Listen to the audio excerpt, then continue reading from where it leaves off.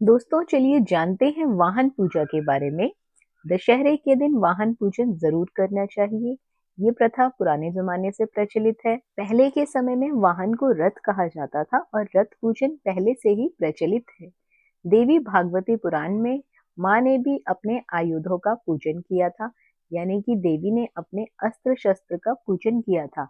दशहरे के दिन अपने अस्त्र शस्त्र का पूजन जरूर करना चाहिए। तो क्योंकि दोस्तों वाहन किस ग्रह नक्षत्र में बना है उसका बहुत प्रभाव पड़ता है, या फिर हमने किस ग्रह नक्षत्र में उसको खरीदा है इसका भी बहुत इफेक्ट पड़ता है, बहुत प्रभाव पड़ता है। जिन लोगों को थोड़ा बहुत भी इन चीजों की जानकारी है, ज्ञान है, वे लोग शुभ मुहूर्त देखकर ही गाड़ी लेकर आते हैं। दशहरे के दिन गाड़ी का पूजन आप लोग जरूर जरूर करिएगा, चाहे आपकी पुरानी गाड़ी हो चाहे आपकी नई गाड़ी हो। तो चलिए जान लेते हैं सामग्री के बारे में।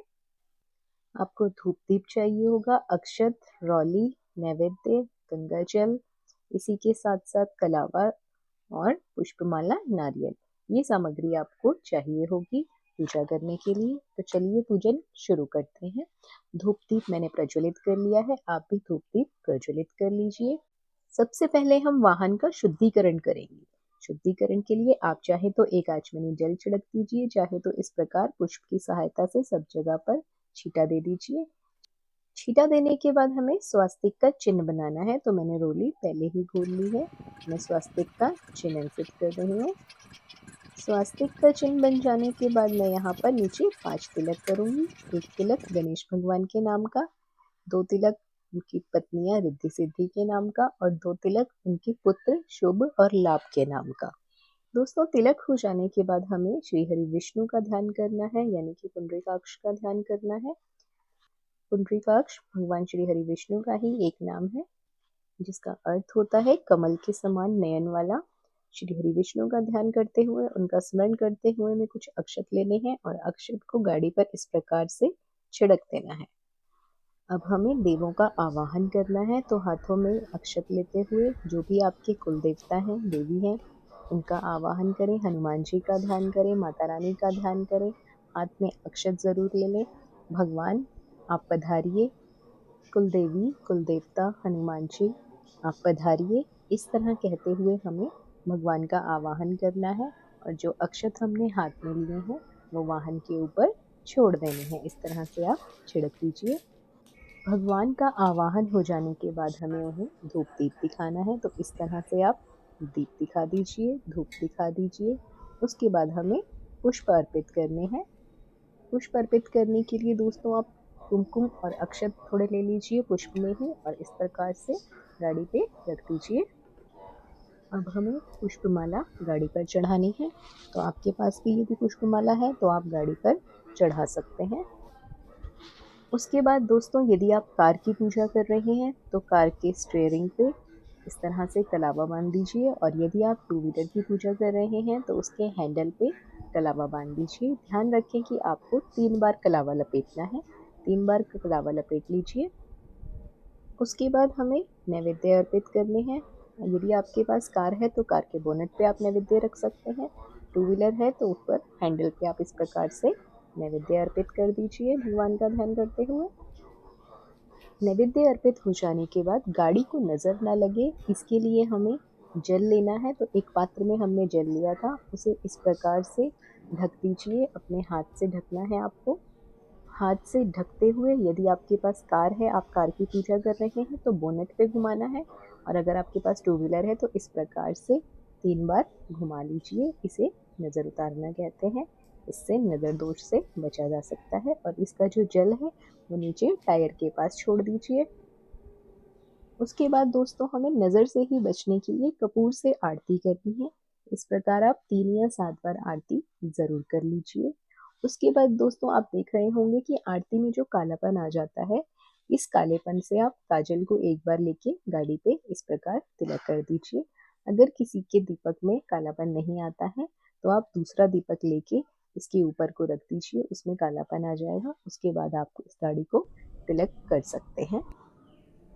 अब आपको गाड़ी को स्टार्ट करना है। गाड़ी को न्यूट्रल करके स्टार्ट करके छोड़ दीजिए। उसके बाद हमें मंत्रोच्चारण करना है। या देवी सर्वभूतेषु मागति रूपेण संस्थिता नमस्तस्यै नमस्तस्यै नमस्तस्यै नमो नमः। दोस्तों अब आपको हाथ में इस प्रकार अक्षत लेने हैं और मुट्ठी को इस प्रकार बंद कर देना है। हनुमान जी का ध्यान करते हुए, अपनी कुल देवी देवता का ध्यान करते हुए वाहन के 3 बार प्रदक्षिणा करनी है। प्रदक्षिणा करते समय आपको महामृत्युंजय मंत्र जरूर पढ़ना है।